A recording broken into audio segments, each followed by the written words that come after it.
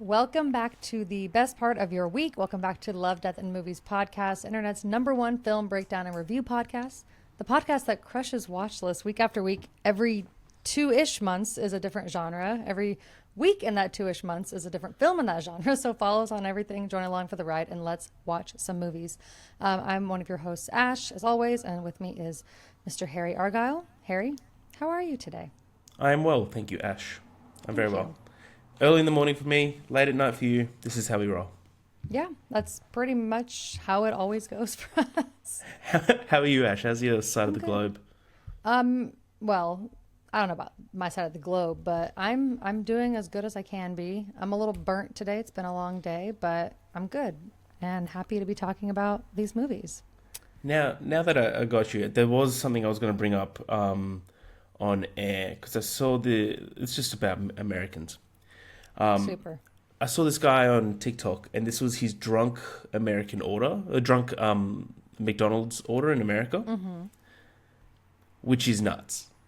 So he gets 2 McDoubles, which I'm guessing is just a double cheeseburger. We call them double cheeseburgers, so it's right? like a super sugary tasting double cheeseburger with like a super thin patty, 2 pieces of cheese, little tiny onions, pickles, ketchup, and mustard. Yeah, we just call them double cheeseburgers in Australia. Yeah. Cool. 2 McDoubles, 2 McChickens, Okay. 1 Big Mac, 1 20-piece McNuggets, and 1 large fries. Who can eat all that? So I went to ChatGPT and I said, give me the calories. That's 3,530 calories, That's insane. which equates to, because I was also like, what's the protein intake? Surely there's a lot. 152 grams of protein, which is good for a daily intake, But not for that many calories. not for 3,500 calories. That is an insane amount of food in just like one sitting. I don't know how anyone can eat that much food in one sitting. I mean, if I don't really eat McDonald's, but if I was going to get it, I usually just get a 10-piece nugget and maybe split a fry, like a medium fry. I would get because we just do combo meals. That's how I don't know if that's how it is over there in the old barbaric fucking wasteland land. It is barbaric. But yeah, I just get like a cheeseburger meal and then maybe like 6 nuggets on the side. I don't really think McDonald's is good. I mean, obviously I grew up eating it all the time, but yeah, I'm not really There's so much better places. Like Australia has a really good burger culture. So we've got like great burgers. We've got great everything sort of thing. Like we've got amazing every type of cuisine. We are going to talk about movies today at some point, but yeah, eventually. But burgers there's a new priority. pizza place that's opening up near my house. Let me see if I can find you a little snapshot of what it looks like, because it looks fucking looks unreal. We make burgers at home, like smash burgers, so I just much rather have that. Like we get like fresh ground beef and smash them at home with American cheese and like put our own pickles and onions and use like keto buns to make it a little bit more calorically friendly. So it's just not worth it to get anything out. That looks delicious. Right? So that's like normal pepperoni, which me and you, I think, agree that pepperoni is the best type of pizza. Absolutely. Why fuck it up? But they also put like a little bit of jalapenos on there, just to spice it up a bit. But like, that's opening up right near my house very soon, and That's I going to cannot be wait. dangerous. See, I haven't eaten anything today yet because it is I can tell. morning, and now I'm fucking hungry. So let's talk about the Fablemans. Let's talk about the Fablemans. So yes, I'm sure as everyone remembers, we were doing like 9 weeks of Spielberg. So I think we're on to week 3 now. So we're doing the Fablemans. We're going in a very strange order. I know we kind of started with like later work, went back. Now we're going back to like the latest work. So we're all over the map, but this one's special for me. I am a huge fan of this movie, and I know you are as well. So I'm excited to get into it. The Fablemans released in November of 2022, so hasn't been out that many years.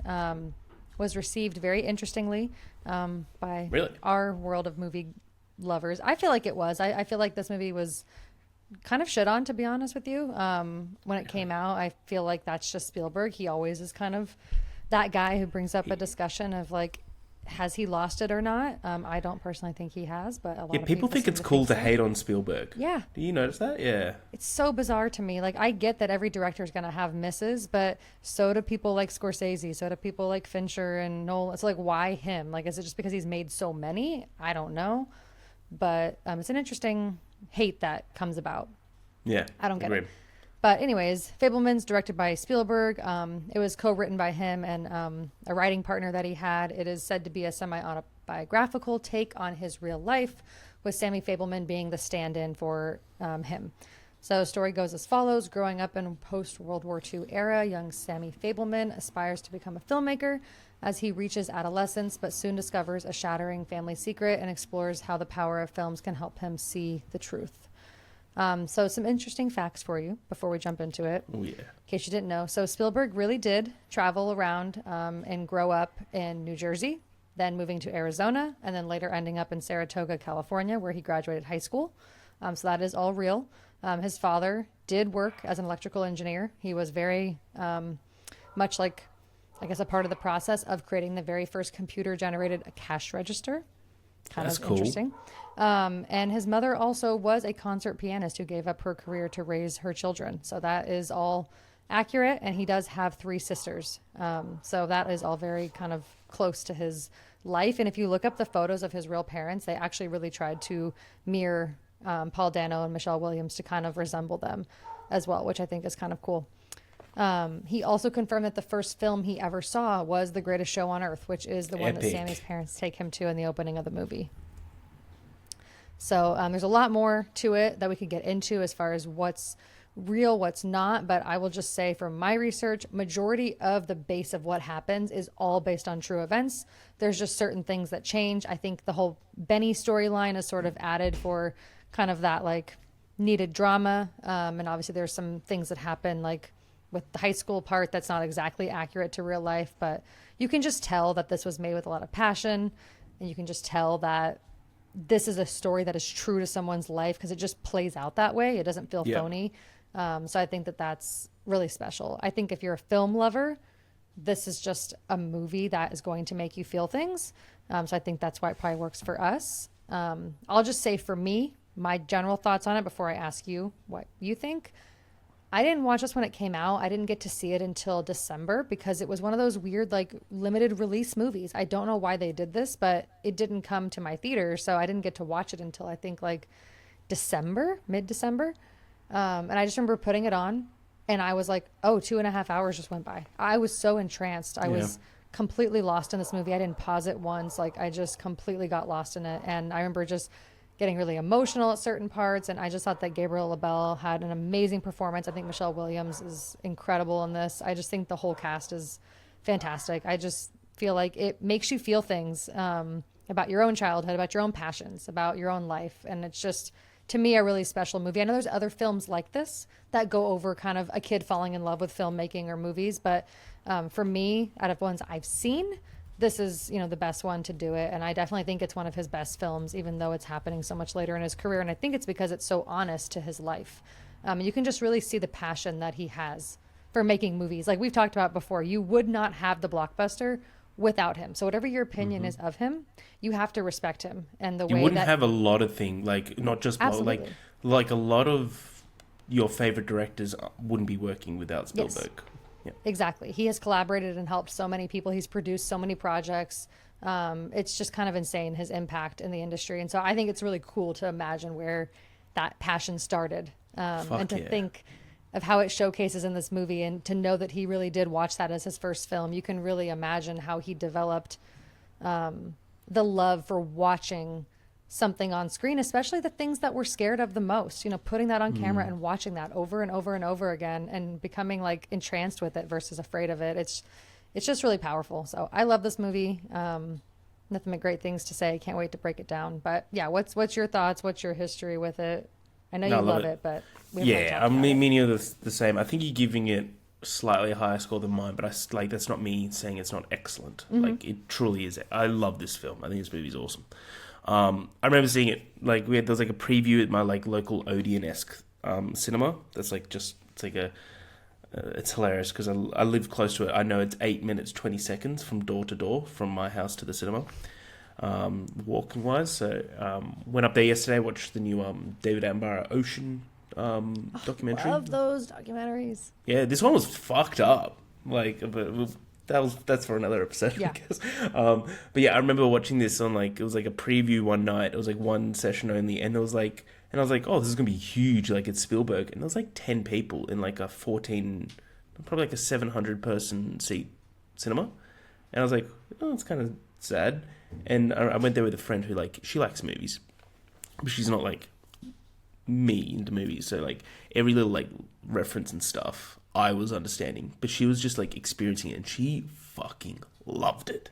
And she, like, truly was, like, researched everything Spielberg after and started watching all of his filmography. So that kind of has that sort of impact. I kind of exited this film, and the first thought I had, and it still resonates with me, this is very much like Cinema Paradiso cross Almost Famous, of those like coming of age films specifically around cinema, but in terms of Almost Famous, something about inspiration. Yeah. And I really think that this is a really special film for, not like, as you said, not only like Spielberg lovers, but lovers of cinema. Like the way that little things, from down to how he created gunshot effects in his early films, and he just figured it out himself. I think that's sick. I was talking to a friend of mine the other day, and I was talking about this film, and he's just like, I like it, I don't love it, I feel like it's a bit self-indulgent. And I'm like, it is. I think it is self-indulgent, but I think that Spielberg's one of the few that he fucking can. And it's not like overly self-indulgent. It's not like Megalopolis, where a prodigy son is born and he's named Francis. Like I think it's a mad difference. But I do think it's like a little like this isn't a negative for me at all. I think it is self-indulgent, but I think you have to be, especially with a film that's like autobiographical. You absolutely have to be. And I feel like Spielberg's done enough for this industry for the last 50 or so years to earn that. Yeah, that's fair. Yeah, so I think that, yeah, this movie is really, really awesome. And like, it's one of those movies I can't wait to show my nephews after they've started watching a lot of movies. Yeah, it's interesting because I've never once thought that while watching it. I've seen it 4 times now, and that never really crossed my mind. I think it's because as much as it is about him, Sammy feels like such its like own character. It's a real, and, Gabriel Bell brings such a like his own take to it that I don't necessarily look at this movie and go, "Oh, I'm just watching Spielberg's life play out." Like, oh, he's so obsessed with himself. It's not like Sammy is like a perfect character. He's like not he has at his all. flaws, and he's like a piece of shit at sometimes, and that's why I think it's like less self-indulgent than like other people. But like there's elements where I'm like, oh, you're the king of filmmaking in your class, which he probably fucking was. Like you have to be.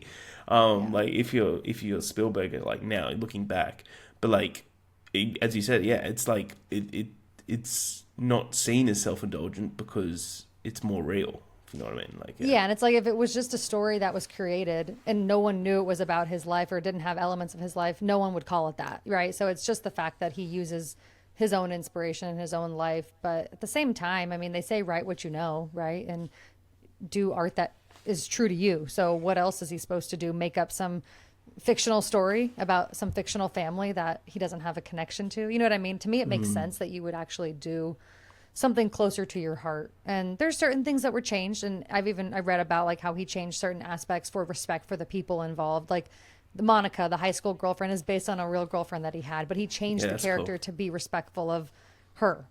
So there's love certain her character. things. Yeah.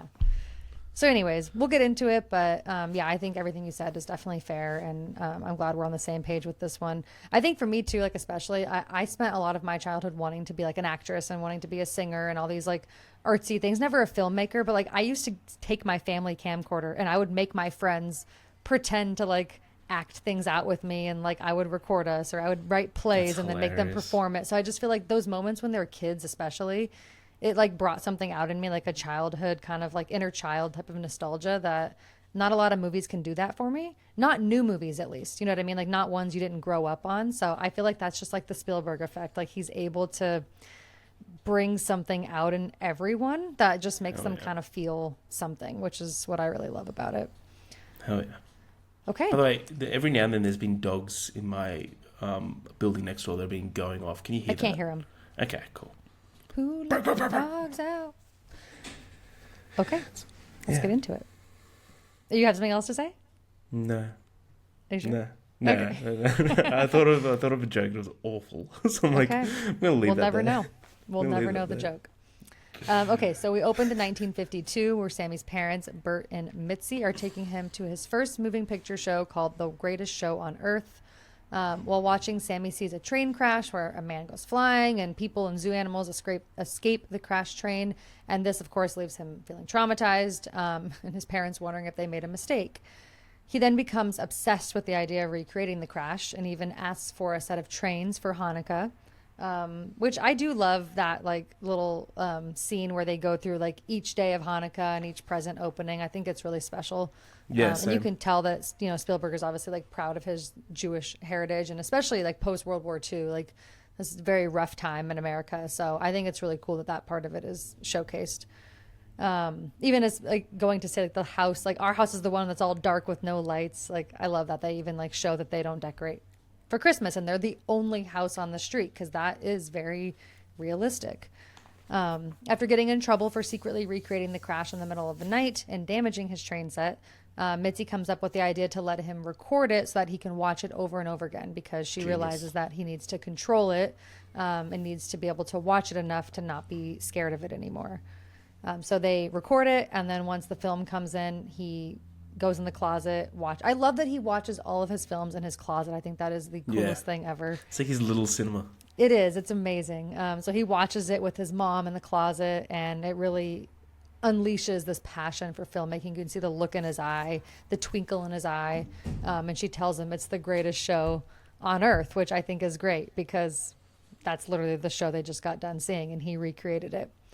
From here, his two younger sisters become basically his actors. He starts making all kinds of at-home movies. I think these scenes are adorable. They're using all the toilet paper to become zombies. They're pretending to pull out teeth, using ketchup for blood. They're just having a blast making movies. I think those are some of the sweetest scenes in the film. And then we jump to the moving to Phoenix. So the family has to relocate for Bert's job. This is the first time we see it be extremely hard for Mitzi, who's upset about leaving Benny, which I guess we haven't introduced him yet, but if you've seen the movie, you know. I mean, Benny is Bert's best friend, but really he is Mitzi's love. We're going to have a chat about Bert. Yeah, we can have a chat about Benny and that whole storyline. Benny. I think it's interesting. You know, I've seen this movie so many times now, and I feel like the more I watch it, the earlier and earlier you recognize the signs of her inappropriate behavior and affection towards him. It happens very, very early from the first dinner that we meet him. Yeah. But yeah, it's a very crucial part of the storyline, mainly for the fact that it's really what shifts the family and shifts Sammy's perspective. So I think that's kind of why it's included. So with this, she is upset that he's not bringing Benny along. She's like, it's your best friend. You know, why would you just leave him hanging here? So next thing we know, they're in the car. They're on their way to Phoenix, and Benny is in the back seat. He's coming with them. So then we flash forward. I'm guessing it's somewhere between 5 or 6 years. So Sammy's now a Boy Scout. I'm assuming he's like 13 or 14, maybe. Continuing his passion for making movies. He's with all his buddies and his sisters, and even his dad is helping, and they're making the first Western. It's so good. I love this scene. They're flashing the dust everywhere. They're kind of pretending they're capturing the sisters, and they got the gunslinger. It's just, you can just tell how much effort had to go into like this little amateur like film. But there's all this like passion that's exuding from it. And he's trying to win like this like badge of photography, I think is what they call it, for the Boy Scouts. And he even comes up with the idea of adding music to the films to kind of make it seem like a bit more of like a production. And I think he gets the idea. They're listening to the mom playing piano, and then she's like, oh, I'll have to play it from memory with no sheet music. And he kind of like gets the idea to, oh, what if I played a record while the movie's going? And then it would kind of be a complete project. So then he shows, well, I guess before he shows it to the group to win the award, he also thinks of the idea that you mentioned, which is poking the holes in the film to make it seem like the guns are firing, which is a really cool concept. I mean, just even the scenes of watching him like roll out the film and get everything ready, I'm glad they included all that, because it's like it's such a crucial part to this era of filmmaking, and that's where the passion comes from. Like, you have to know how to do that to be able to make the movie. so much harder than it is now, which is crazy to me. I could never. All doing I would it on never your have the own as patience. well. Huh? All doing it on your own as well. Yeah, exactly. I was like a young kid. Just absolutely insane. I love that it really impresses his father when he thinks of like how to do that. It's like all the technical aspects of what he's doing, his dad is so interested in. That's that engineer brain, I guess, in him.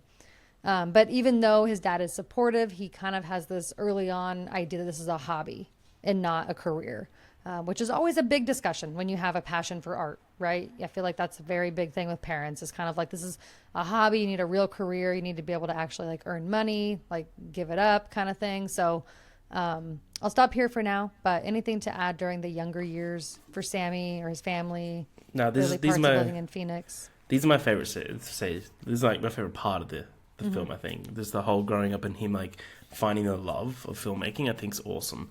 I think where it like goes from not a 5 for me is like the high school era.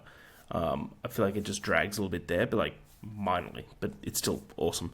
But just this era, like where you see like the whole family dynamic, especially with Benny, which Benny's a piece of shit. I'm putting it out there. Benny sucks as a person, and he deserves all the aggression that that Sammy has towards him. But yeah, I think it's just so interesting and just so like heartwarming just watching this like kid find passion in it, because you're watching this, why it's so good, you're watching this being like, this is going to explode for you in a good way, like this passion's going to be so successful, and you can be like one of the best in the world. It's I love the start of this. I think it's so good. I think Agreed. also Michelle Williams rules. She's such a great actress. She got nominated for this. I got nominated for, I think, I got a list here. Got nominated for 7 Academy Awards. So Best Picture, Best Director, Best Actress, Best Supporting Actor with Judd Hirsch, which is hilarious because he's in there for a scene. Also, by the way, awesome scene. Like, I'm sure we'll get to awesome scene. Best Original Screenplay, Best Original Score, Best Production Design. Didn't win any, but I think it deserves a lot of that. That was a tough year. I feel like that was the Everything Everywhere All at Once year, right? I think so, yeah. Yeah, it was. So there was just no shot that it was just such a locked in year. I feel like that it was going to be tough.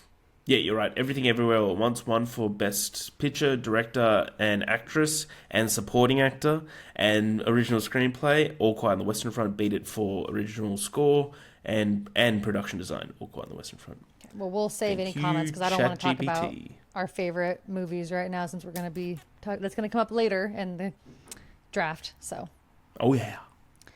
yeah, no, I agree with you. I think this is some of my favorite parts of the movie as well. It flies by a lot faster than I get what you're saying about the high school years. I still don't agree that it's like overstays its welcome for my personal taste, but I agree with you. I think that it definitely, this chunk goes by a little too fast. Like, I almost wish we I could have agree. had him like, I'm more meaning like it just like, it doesn't like overstay its welcome, but it's just like, it's a little bit different. Like, rather than is. like, it shows all the inspiration and stuff, and then just for like a good 30 or so minutes, it turns into like a really good, but just like a coming of age high school film.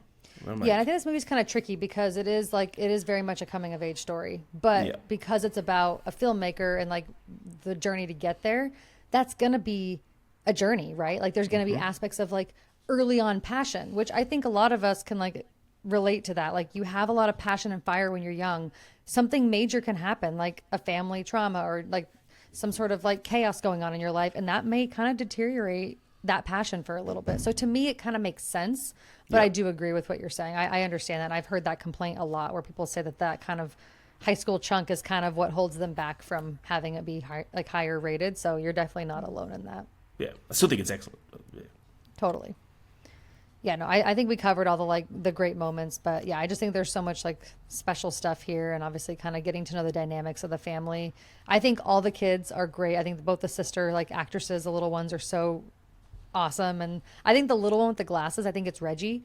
The way she looks and she's young to the like older, I would, if you told me that was the same actress, I would absolutely believe I was you. thinking the same thing. I was like, it's as if they did the Boyhood thing.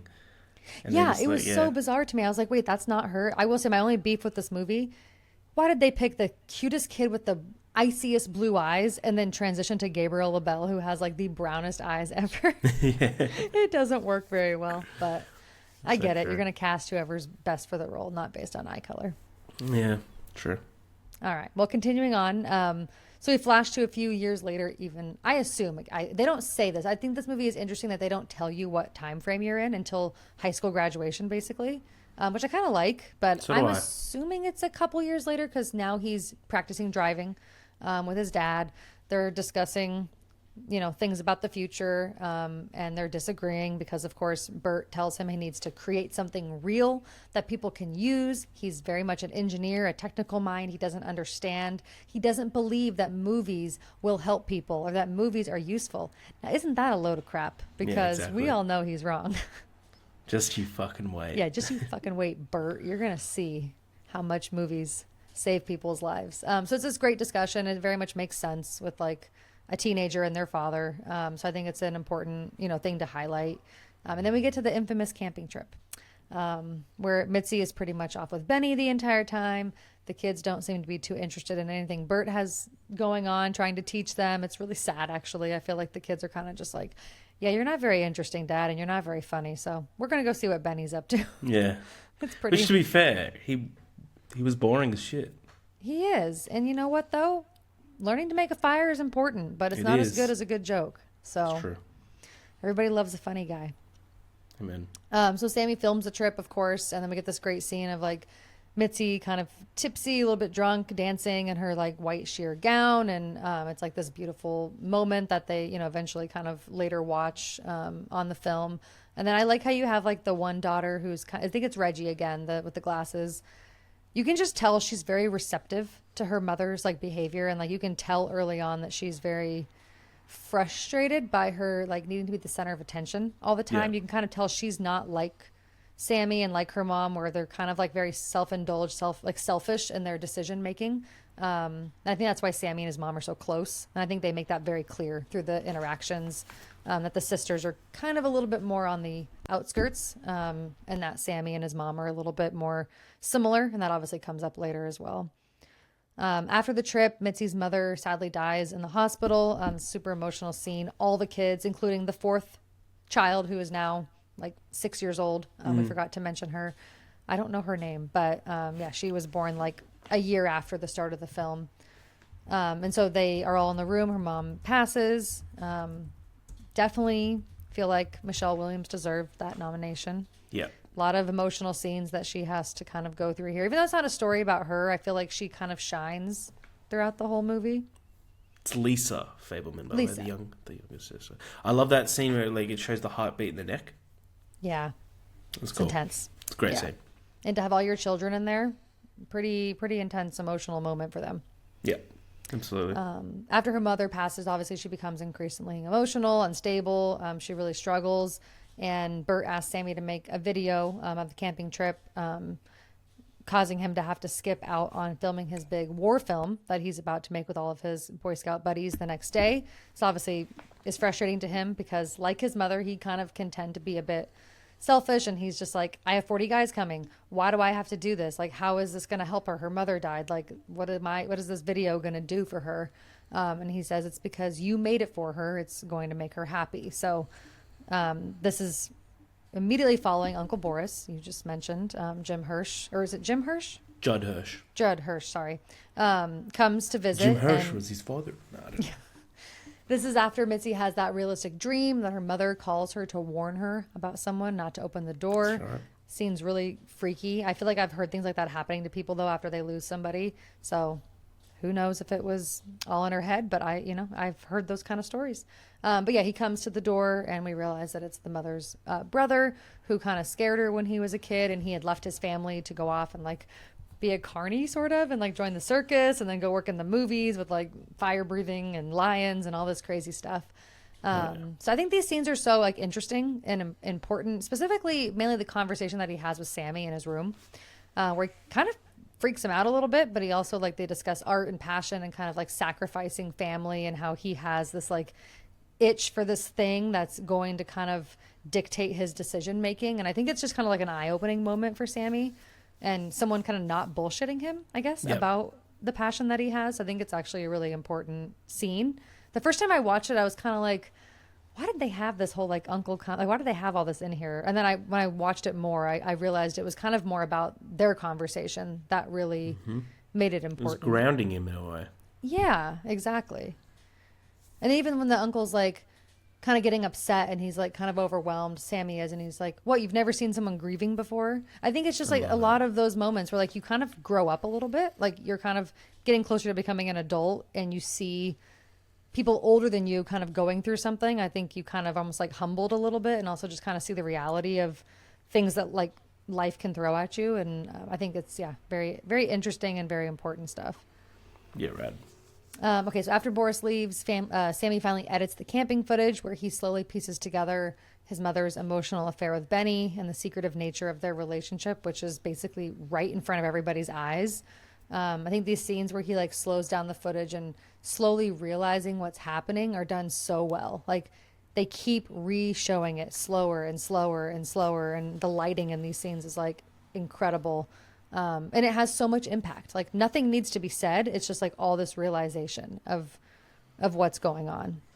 And so he finishes the video. The family watches it. And of course, he made sure to edit out all the uncomfortable moments with Benny, keeping the secret to himself. So he becomes increasingly distant from his mother, and she notices almost immediately because she's very perceptive as well. And so he finishes up the war film. We can talk more about the scene if you want to. I kind of just have a quick note about it, but I do think it's great how he's like giving the direction to his actor, you know. It's cool. It's like the actor. first like him being an actual emotional acting director. Yeah. I think it's great, and how he like kind of gets him to get the emotional side of it. I love watching like the soldiers are down on one side and then all of them run to the other side and pretend to be the other dead soldiers, because it's like that's what you would have to do. You're not going to have that many extras. So I think that's all just great, like watching more of that like passion behind the camera.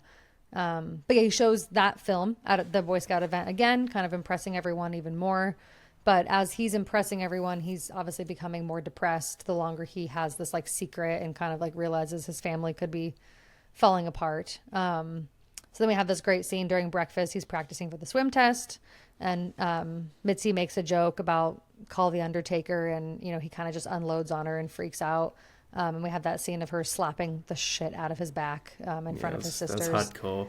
Hardcore scene, very intense. I grew up mostly like as an only child because my brothers were so much older, but I have a feeling that like these kind of moments where you're like, you know, have a family of like 3, 4, 5 kids, you know, and you're kind of fighting with one of them all in front of each other. It's probably like just these really like intense moments where nobody really knows how to act. And I feel like they portray that really well. So obviously she tries to come comfort him and understand why he's so upset. And he finally just pulls out the tape that he kept of all the footage from, you know, her with Benny. And he kind of just sets her in the closet, puts it on, and closes the door. I think it's the best way they could have done this whole entire realization. So good. He sits on the bed. She's in the closet watching. We don't see any of the footage. All we see is Michelle Williams' reaction and her face as it's happening. I think it's the most genius way they could have portrayed this whole scene. And then him just being like, I won't say it. I won't tell. Yeah. I won't tell. Yeah, and then she basically crawls out of the closet crying. Yeah, and just kind of like holds him and he says, I won't tell. So I think it's really powerful. And I just love it so much. So anyways, I'll stop here. Anything else to add? I know we've been kind of commenting a lot. No, you're killing it. That was kind of it. I also I looked up. Spielberg also has 3 younger sisters in his life, so it kind of already mirrors that. It's not just like an additional. But I think the Judd Hirsch scene is one of my favorite scenes. I agree with you. Like the first time I watched it, I didn't really like connect with it, but the more you watch it, the more you're like, oh wait, this one conversation like made him, in a way. They like grounded him and like allowed him to, get a bit of perspective. But yeah, the realization scene I think was really good because I like how when she came out, he was like sympathetic to her. He wasn't just angry at her. He was just like, this is the reason why I am at the moment confused and unhappy. But then he's like more compassionate towards her. But then he, as the audience should be, like, we don't know the extent of what's happening there, right, between her and Benny. Well, she says like it's not like she attests that it's like nothing serious, but you can tell that there's emotion there. But Benny's a bad guy. Benny is unequivocally a bad guy. He should not be acting this way with his best friend's wife. Well, like, an emotional affair, I think most people would agree, is just worse than anything. Yeah. Agreed. So I like how he, in a way, he forgives her, in a way, but he like is more sympathetic, but he has zero sympathy for Benny. Love that. That's my one note. And I think too, like when it's your parent, like you see so much of them, you can like kind of see like some compassion and like some empathy, and maybe you can learn to kind of move past something. But yeah, I mean, he owes Benny nothing. Yeah, agreed. And I think he definitely sees it as a totally different situation as far as like having any kind of respect for him. But it's also one of those moments where I think, I don't know, not everybody, but I can think of moments in my life, and I'm sure a lot of people can, where like you kind of realize, oh, my parents are like people and they fuck up too. And like they make mistakes, and like they're not these perfect beings that are like raising me. I don't know. I feel like everyone goes through that throughout their life growing up. And so I think that kind of showcases that as well, that like his life doesn't look like what he thought it did, I guess, if that makes sense. Like, you know, when you see your parents kind of fall out of love, or you see one of your parents kind of not really truly being in love with I don't know, it's just one of those moments that I feel like is so relatable for people. Yeah. So that kind of goes back to the coming of age elements. Agreed. Cool. Okay, well now we're on to the big move to California. This is my sunny state. So Sammy is selling his camera before going on the big move. This is after yet another job offer that his dad gets. I think this is like the big IBM offer that he's kind of been working towards. And so this time Benny will not be coming with them. And I think at this point, I'm assuming Benny has been informed that Sammy knows, because obviously the conversation that they have, he's also buying a camera at the same exact moment that Sammy is selling his camera. Yeah, even if he isn't informed, I think he can figure it out. Yeah, 100%. You can kind of put two and two together. So yeah, he runs into him. He tries to give him this nicer, newer camera, probably as like a going away, you know, I want to feel less guilty. But also I do think Benny cares about him continuing his filmmaking, or at least he's trying to pretend like he does. And he kind of insists like, don't stop making movies, like that'll break your mother's heart. Not that he should ever do it for his mother, but he's trying to make it about his mom, which almost, it feels a little bit like a guilt trip at the end of the day. Benny can go fuck himself. Yeah, like get the fuck out of here, bro. Fuck off, Benny. But anyway, Sammy takes the camera thinking he paid $35 for it. And then of course he sticks the money back in his pocket. And then obviously we get to California. He's struggling to fit in. After the move to the Bay Area, all the kids are tall and tan and assholes, which pretty much explains a lot of Californians. I can say that because I am one. And I can say that because I don't care. Even though I don't think I'm very tall or tan or an asshole, but you know. That's SoCal. We're talking about SoCal. Yeah, no, they're in the Bay Area. It's technically Northern California, so then you can't even say that. I know. It was back then. It changed. Yeah, it changed. It was changed. So he experiences like racism, anti-Semitism from fellow students like Chad and Logan, which are the perfect names for douchebag high school guys, if I'm being honest.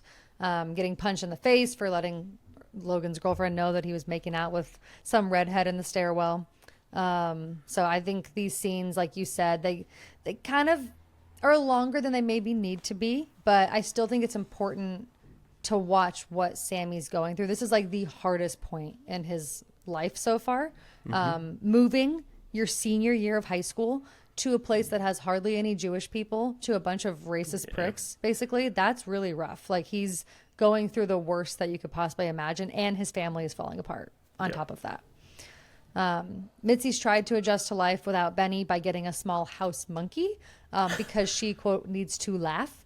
And Sammy expresses anger at his father for moving them again to a place they didn't want to be, that doesn't have many Jewish people, and just kind of like frustrated that his dad is making these selfish decisions. Basically, both of his parents are quite selfish, but I think that's one of those things when you're a kid, you think everything your parents kind of do is selfish, but they also think that they're doing it for your best interest and to obviously make money and give you a better life, all those things. All those little silly little things. Little silly things. I do love the moment. It's really like not that important to the plot, but sort of is, I guess. But I love the moment when Mitzi's like trying to get them from stop like arguing, and she just stands up and is like, I started therapy. It just makes me giggle every time, because as someone who started therapy before, I feel like when that moment when you finally start, it's like you have to announce it to everybody. Yeah. I just think it's a great little moment. It just makes me laugh every time. Man, buying a monkey is a big cry for help. It is a big cry for help. But, a gal just needs to laugh. Like, that's why you got to find yourself a husband You need a laugh. who is smart and makes you laugh. Don't just find a smart one. You have to be able to laugh. That's Ladies, funny. men, whoever's listening, if you want a husband, make sure they do both. That's true. Okay, so then we get to Sammy meeting Monica, who is a devout Christian who tries to get him to express interest in Jesus. That whole scene in her room is, it's just comical. She has a whole shrine of Jesus and men she considers sexy. But they end up dating. And I think I did read in his real life, he did have a girlfriend that was a Christian. And it kind of sounded like she maybe tried to push him towards being Christian and yeah, not probably. being Jewish. I think that was kind of the whole deal, which he didn't really fully include in the movie, but there's obviously hints to it. So that was His kind of family, interesting. his mum also in real life bought a monkey. See? Yeah, I just looked it up. I was like, yeah. Semi-autobiographical. In real life, Steven Spielberg's mother, Leah Adler, did buy a monkey when he was a child. That's hilarious. Okay, well, I guess that kind of thing is hard to make up, so that does kind of track. That is hilarious. Okay, so at dinner with Monica and the family, she tries to convince Sammy to film Senior Ditch Day. Because at this point, he's given up on filming. He has not picked up his camera since he's moved. And his dad's kind of supportive of that, I guess. Like, oh, he's finally growing up and doing other things. And his mom's just like, you've never supported in this house, it's the artists versus the engineers or whatever she says, which is interesting because it kind of is. Yeah, kind of in is, a way. yeah. But yeah, she basically, they have this whole argument and Monica tells him her dad has a big all fancy camera and he agrees to film the ditch day. And then there's this great scene. I think it's after the ditch day. I'm not going to really get into the ditch day because, It's just a bunch of testosterone. it's just teenagers at Santa Cruz Beach Boardwalk, That's all it which is, I'm not yeah. really a fan of. So this scene after, though, that I think is great is where they go to look at the house that they're planning on buying because they're renting currently. And there's no dialogue. It's just a score and it's just him recording it. And at the end, you just see Mitzi's face looking into the camera and she looks miserable. And I think that's one of the most powerful scenes at this chunk Yeah. of the movie because their life is about to change. It's done at that point.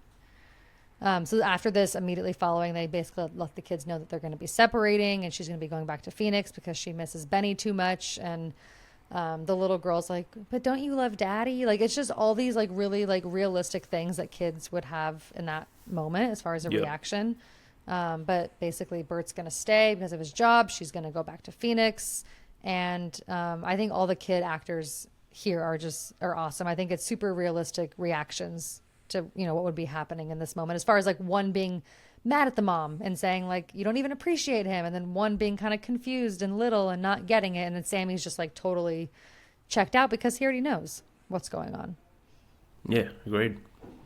And then after that, as one of my favorite scenes is when he's editing the ditch day video, nothing happened. And his sister comes in, Reggie, and is like, how can you be so normal? After all of this. And they have this great conversation where she's super honest with him and just basically tells him that he's selfish and he's the most like their mother.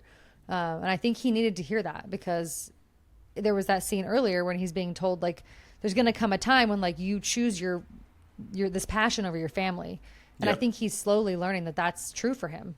And I just think it's a great scene. I think it's a very realistic sibling scene, especially for siblings who are super close in age and also just close in general. I think the actress who plays Reggie does a great job of being super realistic in that moment. So I love it. I It's just personally love that scene. before you go, can you just watch this for me? I know. Yeah, I love that. And she kind of just leans on his shoulder and it's, yeah, I just think that's such a special moment. I'm really glad that they included that scene. Yeah, and then I guess we skip to prom, where he makes the mistake of asking Monica to marry him and come to LA after graduation and talks about his parents' divorce. And she's just like, it's prom. It's prom. You're a fun boy to kiss, but what the fuck, man? God, she's great. Yeah, she's really funny. So she dumps him, and then they end up, everyone watches the final product of the Ditch Day video. He obviously upsets Logan. He upsets Chad because he makes Chad look like a loser, which he is. He upsets Logan because he makes him look like a god. Yeah, I like this moment. It's an interesting this locker room scene. At first, I kind of thought it went on too long, but like again, like the Boris stuff, it's like the more I watch it, I kind of feel like they're all very important for Sammy and like his character. But yes, Chad finally gets punched, which was long overdue. And then yes, Logan expresses to him that like he made him look like this like god and hero that he isn't, and like he can't live up to that image. And I think that if you're talking about a coming of age movie, even just Logan as a character can be relatable for people. I think like this person who plays off like they're so tough and they're so macho and they're like Mr. Cool, but he doesn't see himself that way. But then he looks at this video and it's like the whole school worships me, but that's not who I think I am. So now I have to live up to this image. I just think it's a really interesting conversation. And even just like Sammy kind of learning that like the way you portray somebody on camera isn't always the truth that they see themselves as. Like same with his mom and Benny. It's like they didn't even realize how they were coming off. So it's kind of just like him almost learning what happens when you film people and like what truth kind of gets portrayed, and how that impacts things. So I think it's really interesting to me. And then they kind of end their conversation with this duel, flipping each other off, and then Logan tells him life's nothing like the movies, Fableman. So I think that's a great little ending for their characters. It is good, isn't it? It's so good. I like it. And then we get the final like heart to heart with his mom in the kitchen, which that kitchen, don't even get me started. It is my dream kitchen. Yeah, I was about to say it's stunning, isn't it? Yeah. Minus the Formica countertops, it's pretty much a dream. But they talk about passion and dreams and prom night and all these things, and I know it's super cheesy, but one of my favorite lines is her telling him basically like you have to do what your heart tells you because you don't owe anyone your life. But she says not even me, and I think she's talking about herself. That's the thing is like, and I feel like in my life I've seen this with like adults in like broken families and kind of that like obligation to your kids versus your own happiness. Like, is it worth sticking it out and being miserable, or do you do what's going to make you a better parent and a better person, even if it means hurting people, but it's your truth, and it's what your heart wants you to do. So I like that whole message, and I think it's a great moment, and that's also one of my favorite scenes is that one in the kitchen. So I'll just finish up because the movie's pretty much almost over at this point. I mean, we jump to a year later. He's living with his dad in LA. He's attending college 3 hours away, which is crazy. Making these long drives. He's having a panic attack, and his dad comes home and calms him down and tells him finally he doesn't have to go to school anymore if he doesn't want to, and kind of starts to get it, like that he's not in the standard path that his dad wanted him to be on. Yeah. And he finally gets that letter from CBS offering him some sort of meeting, obviously. So he goes to meet with this executive about this like potential assistant to an assistant to an assistant to an assistant job on a potential TV show. And while he's there, he gets the opportunity to meet the late and great John Ford, played by the forever iconic David Lynch. It's the best cameo. You said of it best, time. yeah. Best cameo of all time. It's the last thing we ever saw him on screen do. I think it's just no. It's one of my favorite. Goddamn horizon. One of my favorite scenes. I love that he comes in with lipstick all over his face, and the assistant just goes in with the tissues, and she knows to clean him up. He's got the cigar that he's got to light, and yeah, Sammy gets a few minutes with them where he got goes 2 up to the minutes, paintings kid. and Maybe one. yeah, goes up to the painting and what do you see? And he's like describing it, and he's like, no, where's the horizon? And then obviously we get this iconic, when the horizon's at the top, it's interesting. When it's at the bottom, it's interesting. When it's in the middle, it's boring as shit. Sammy thanks him and leaves the movie set, and we get the most cheeky movie ending that I think we probably could have gotten, which is the horizon in the middle and just the camera tilting to make it at the top. The final credits hit. This is The Fablemans. So Epic. Give me your final score, final thoughts. I feel like we've said a lot already, but anything else you want to add? Yeah, 4.5. This movie as a whole is great. It's excellent. It's so good. It's so rewatchable. It's like a hug on a cold day, Yeah. Yeah, the only part that I didn't love was the high school part. It's just turned into kind of like a stereotypical high school coming of age film for me for like a good 20 minutes. But there's elements in that section that I adore. Like I love his girlfriend. Mm-hmm. I love the dynamic with his siblings and stuff. I think it's great. And him getting back into filmmaking. But just the cherry on top of John Ford at the end is like the best way this film can end, of just like, for one, John Ford to Spielberg is Spielberg to a lot Yeah. of people now, Yeah. and even David Lynch to a lot of people now. And so I think that has just so much more resonance in it than people realize. But that one scene is just spectacular, because then you look at it and you're like, holy shit, I get it. Like, it's so true. And it's just like that one little piece of advice makes his next film just that bit better. And that's like how he elevates. But I think this movie as a whole is just so goddamn good. Like, as we said at the beginning, is it self-indulgent? Sure. But it's not like overly self-indulgent. It's fine. It's really well told. It's really like, it's based on a true story. Like, there's elements that are very true. Fuck off. This movie's great. That's how I say it. What about you? Absolutely. Yeah, this is a 5-star film for me. I like I said, it spoke to me when I first watched it. I mean, I've always been considered, quote unquote, a dreamer. I think I have that like artist, that like dreamer kind of brain in me. And I'm not obviously in the film industry, but I wanted to be my entire life. And I think because like I did the opposite, I went to college and chose business and chose this like this more feasible life, because that's what I thought I was supposed to do. So it's fun to watch movies like this where you see somebody follow their passions, because I'm one of the examples of someone who didn't.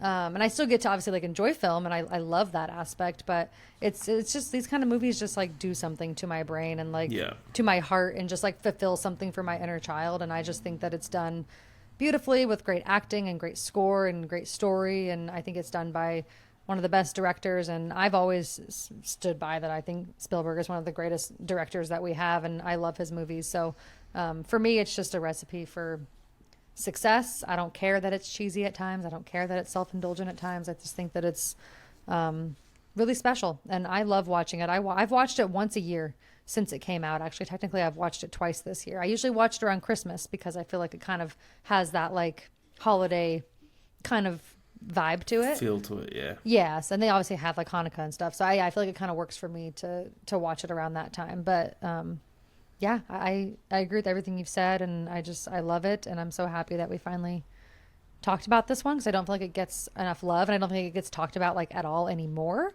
Yeah. So yeah, just an absolutely fabulous film from start to finish, and I hope Spielberg gives us something else before he retires. But if this is the last movie he ever makes, I think it's going off with an amazing one. So I won't be upset about that. Agreed. Going for the bang.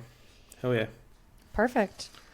Okay. Well, to finish it off, we are going to do something a little bit different. We're going to do a collab draft of 10 movies, and we're going to do the top 10 movies of 2022. We have not gotten to draft this year because we started the pod after 2022. So what we'll do is we will just take turns going back and forth. Do you want to be drafter A or B? I'll let you pick. So if you're A, you'll have slots.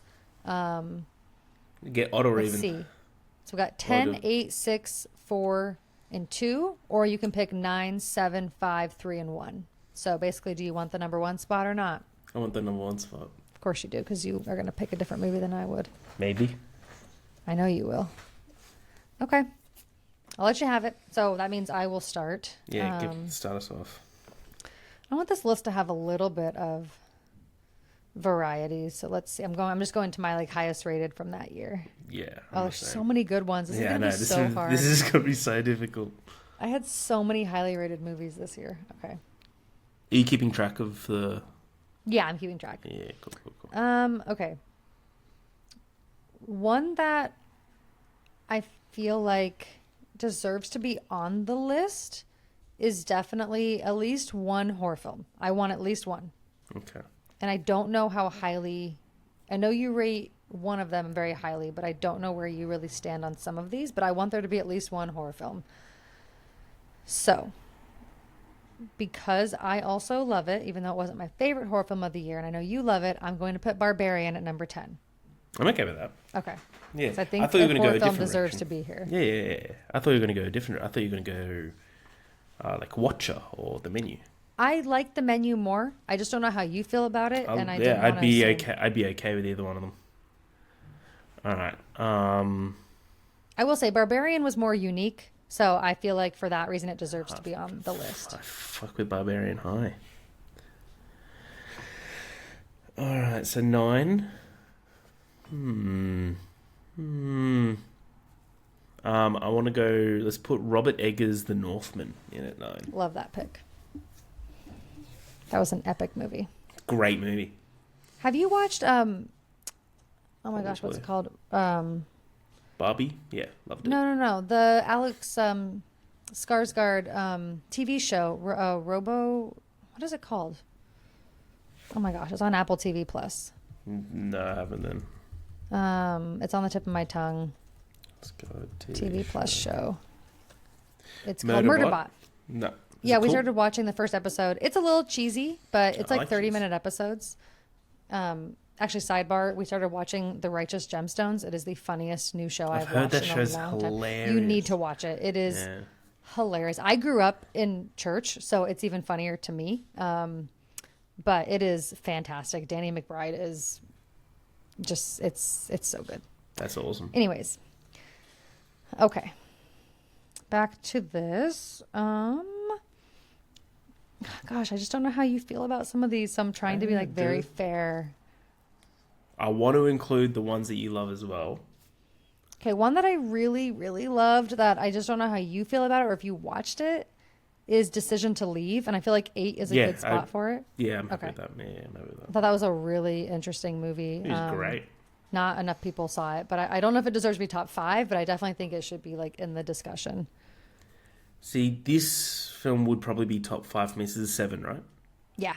This probably would be top 5 for me, but I'm okay with putting it at 7 is All Quiet on the Western Front.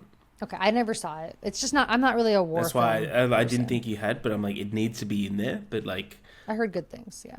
It's so... I appreciate it not being in top 5. It's fucking excellent. I will watch it at some point. It's just like, those are like, war films are kind of like, that's always the lowest on my list. It's just not something that really speaks to me. Can be a bit tough for me to watch. Yeah, that's very fair. This movie's not easy to watch. Yeah, I can imagine. There has to be one animation on here, right? So it's just a matter of, do I go with the one? Yeah, okay, I love Puss in Boots. I do. But I feel like Guillermo del Toro's Pinocchio was so much more like creatively interesting to me. Okay. Did you watch it? Yeah, liked it a lot. You liked it a lot? I feel like it was great. We're definitely going to be missing some big movies now.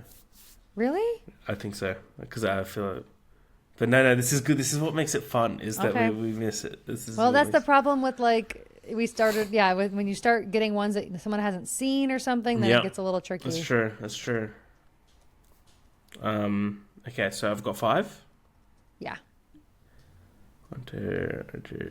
Okay, I see... Oh, no. There's 6 here that should be here. Did I fuck up? No, I might have fucked up. It's not fucking up. It's just that's the way it is. I'm going to put the Batman here now. Okay. I think that's fair. Yeah. I like the Batman a lot. I think it's excellent.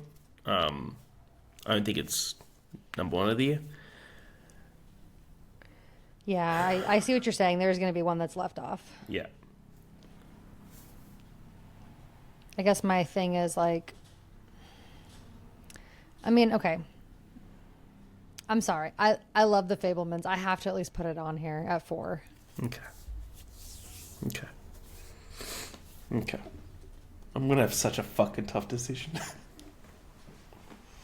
Yeah, there's 3 movies left that I know I want, and I think you have one that you liked the most that I don't have as high as you. And then there's definitely one that's going to get missed. Damn, I should have put that instead of Pinocchio. I just wanted to represent something like animation. I get it. This is what the fun is about this shit.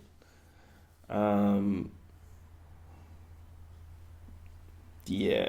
I'm gonna put Jordan Peele's Nope now. Okay. Well, it's unfortunate because I have 2 movies that I still rate 5 stars. Yep. But I know you're not going to put Everything Everywhere. I know you're not. And I can't not have it on the list because it's my favorite movie of the year. Don't do this. I have to. It's my favorite movie of that year. All right. So I'm sorry. Like After Sun's probably going to get missed. I don't know. Oh, fuck. Yeah, we fucked up. I think we probably should have done more than 10. Well, let's do an honorable mention of. Obviously. Yeah. Okay. One that I also missed was Top Gun Maverick. Oh, fuck. Whoops. Whoops. Yikes. Okay, it's between Banshees and After Sun, right? I knew it was, yeah. Yeah. After Sun would be my pick, but I know I know. you like Banshees a lot. It's got to be Banshees of Inisherin for me. Okay. Yeah, the movie's special. But After Sun is spectacular. It's a 5 out of 5. It's a classic. Do you remember when we drafted all the movies we had done on the pod and we did a collab and we started going and we were like, we missed, I think it was it 10 Things I Hate About You just got completely left off the list? Yeah, and then like there was another big one as well. There was something else. There was yeah, something I can't huge. remember. Yeah, that's what happens. Okay, so to wrap it up, we had at 10 was Barbarian, 9 The Northman, 8 Decision to Leave, 7 All Quiet on the Western Front, 6 Guillermo del Toro's Pinocchio, The Batman at 5, The Fablemans at 4, Nope at 3, Everything Everywhere All at Once at 2, and Banshees of Inisherin at 1. We obviously missed Top Gun Maverick. We missed After Sun, which is a major bummer. We missed Babylon, which is obviously on the another count bummer. of 3. Oh, was that 2022? Yeah. Oh, okay. It's not coming up on my list. I think it's because it technically shows up as a 2021 movie on Letterboxd. The Menu, as well. which I love. Yeah, RRR was great. Bones and All. Bones and All, Talk to Me. Oh, Weird. We should have put Weird in there. Yeah, Weird, Al Yankovic's Story. There's such a great year for film. I mean, we had X, we had The Whale, we had Bullet Train, Fresh. There were so many movies that came out that year. Pearl, which was my favorite horror film of the year. So a lot of missed movies, but honestly, if you had to tell somebody who was like, what do I watch from 2022? And I gave them this list, I wouldn't be mad at it because at least it's some stuff they probably would have never heard of. Honestly, I probably wouldn't give them After Sun just because they might become a depressed ball of unhappiness. And also, I feel like people who aren't maybe as versed or like intelligent with like film watching would look at that movie and like not get it as far as like even the style of how it's shot. Yeah. There's just like so much to absorb there. It's not for everybody, but the ones who get it, you know? Dude, I need to watch After Sun again. It's like, it's such a weird comfort film, you know? Oh, it makes me just feel broken. So, okay, well, that's our list. We know we missed some, but at least we both got our favorite movies and some of our second and third favorite movies of the year on that list. So, anyways, that wraps up the episode on the Fablemans. As always, follow us on everything. Next week, we're doing the Terminal, and we're definitely not going to record it right after this and be wearing the same outfits. Yes, follow us on everything. Thank you for listening, and we will see you next week for more Spielberg, and we will always see you at the movies.